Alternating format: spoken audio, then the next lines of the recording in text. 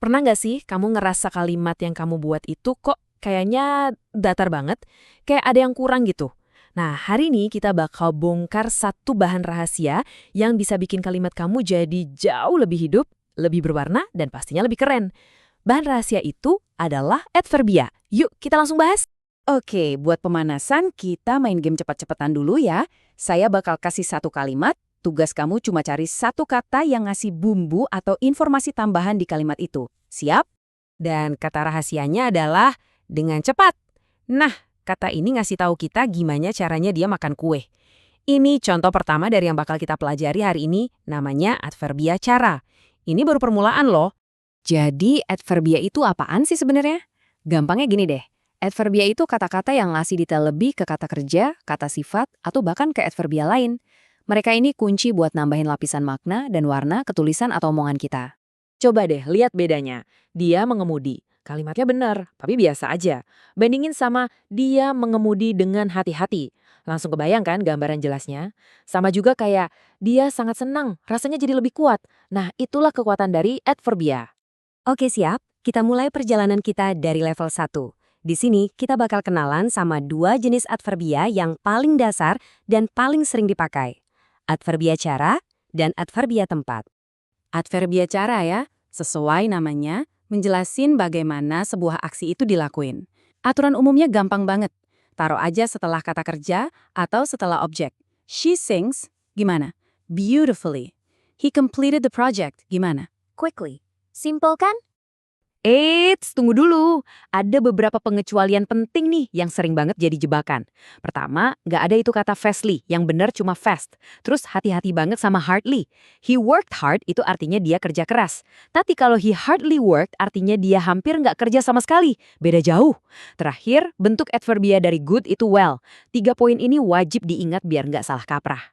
Lanjut, kita punya adverbia tempat yang pastinya ngasih tahu di mana sesuatu terjadi. Nah, kabar baiknya nih, aturan penempatannya sama persis kayak adverbia cara. Selalu ditaruh setelah kata kerja atau objek. Let's go, kemana? Inside. Jadi lebih gampang kan buat diingat? Oke, waktunya tantangan level 1. Dari 3 kalimat ini, mana yang peletakan adverbianya paling benar sesuai aturan yang barusan kita pelajarin? Coba dipikirin baik-baik. Udah nemu? Yap, jawaban yang benar itu B. I park my car nearby. Adverbia nearby ditaruh pas banget setelah objek my car. Weh, selamat! Level 1 berhasil kamu lewatin. Sekarang kita naik ke level 2. Di sini kita bakal ngebahas adverbia yang ngasih dimensi waktu dan ritme ke kalimat kita. Adverbia waktu dan frekuensi. Adverbia waktu ini ngejawab pertanyaan kapan. Biasanya sih kata kayak tomorrow atau now itu fleksibel banget, bisa di depan atau di belakang kalimat. Tapi ada yang spesial nih.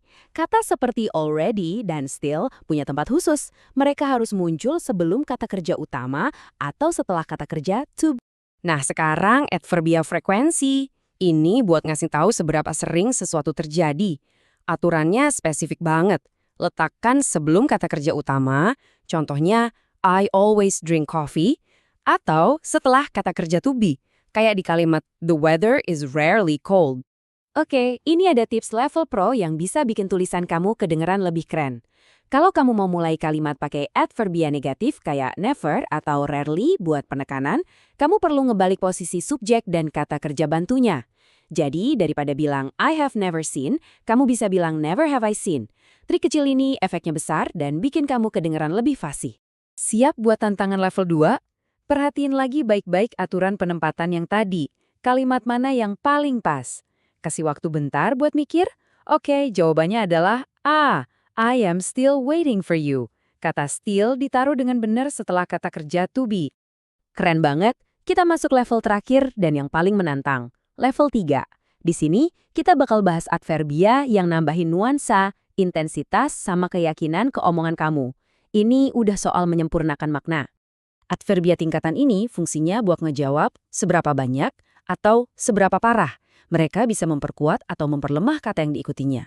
Aturan gampangnya, taruh aja persis sebelum kata yang mau kamu kasih penekanan. Entah itu kata sifat, adverbia lain, atau kata kerja. Nah, di kategori ini ada satu pengecualian besar. Kata enough. Ini salah satu kesalahan yang paling sering kejadian. Jadi dengerin baik-baik ya.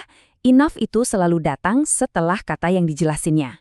Ingat ya, warm enough bukan enough warm. Kalau kamu ingat aturan ini, bakal ngebantu banget.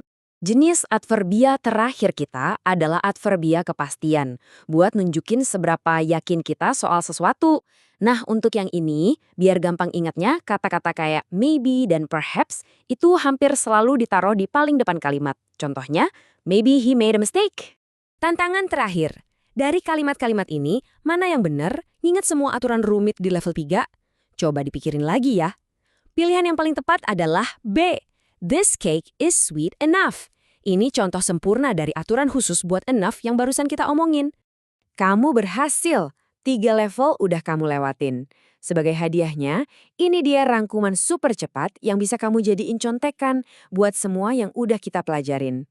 Yuk kita ulas lagi sekilas. Cara dan tempat, setelah kata kerja atau objek. Gampang, waktu, di awal atau di akhir. Frekuensi, sebelum kata kerja utama atau setelah to be. Tingkatan, sebelum kata yang dijelasin, kecuali enough. Dan kepastian, sebelum kata kerja utama. Tapi maybe biasanya di depan. Nah, ini dia inti dari semuanya. Udah dirangkum dalam satu slide. Jadi, intinya apa? Adverbia itu bukan cuma soal aturan tata bahasa loh. Mereka ini adalah alat buat cerita. Mereka nambahin emosi, kejelasan, dan kekuatan. Dengan ngerti cara pakainya, kamu bukan cuma jago bahasa Inggris, tapi kamu juga jadi pencerita yang lebih baik. Pertanyaannya sekarang, cerita apa yang mau kamu sampaikan?